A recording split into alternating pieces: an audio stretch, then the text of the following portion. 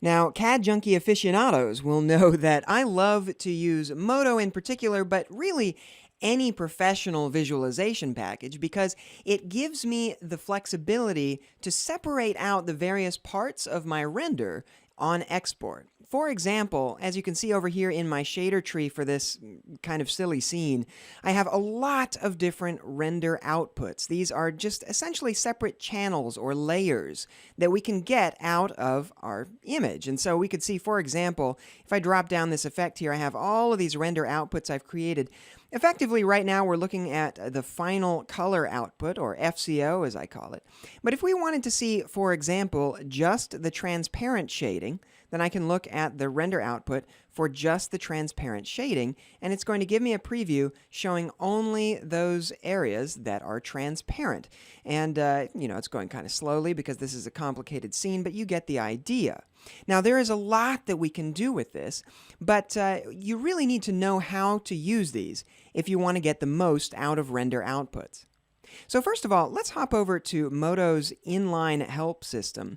And on the render outputs page, you can just search for render outputs. Down at the very, very bottom, there's this really intriguing image in this area called compositing outputs.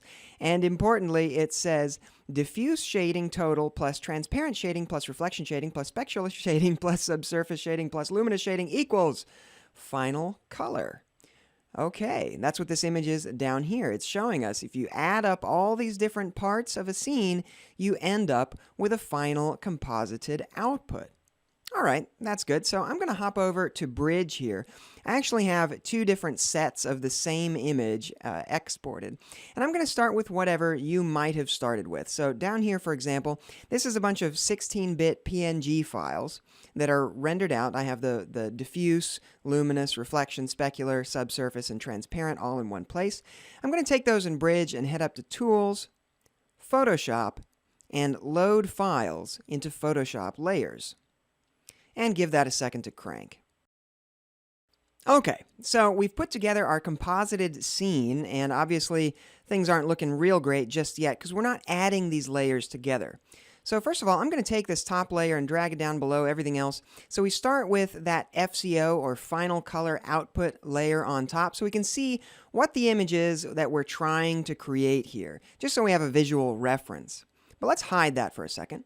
And we're left with all of these other layers underneath it.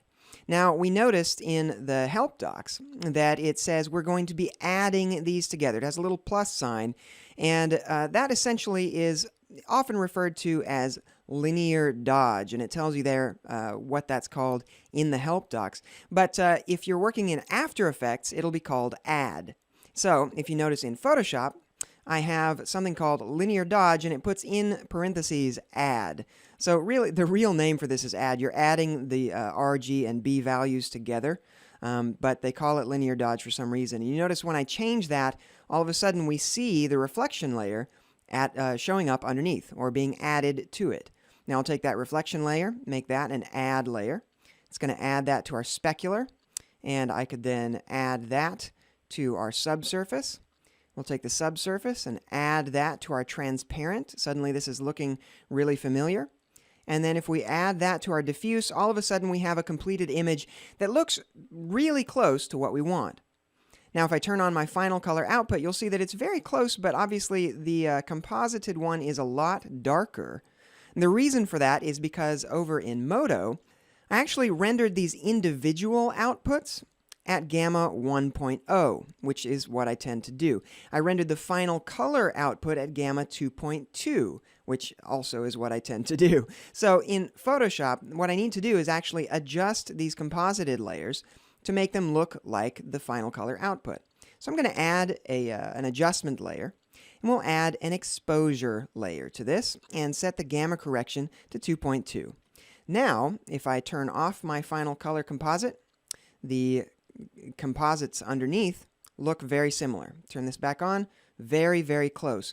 But not identical, right? These are really close to the same, but they are not the same. You notice right here, look in the inside of this sphere. When I hide the final color output, it gets lighter, right? It's not the same. Same thing over here in this reflection. Look at how deep and dark that reflection is in the final color composite. And when I hide that, the one that I've added together doesn't look quite the same. Well, that has to do with pixel accuracy, and we're going to talk about that in the next video.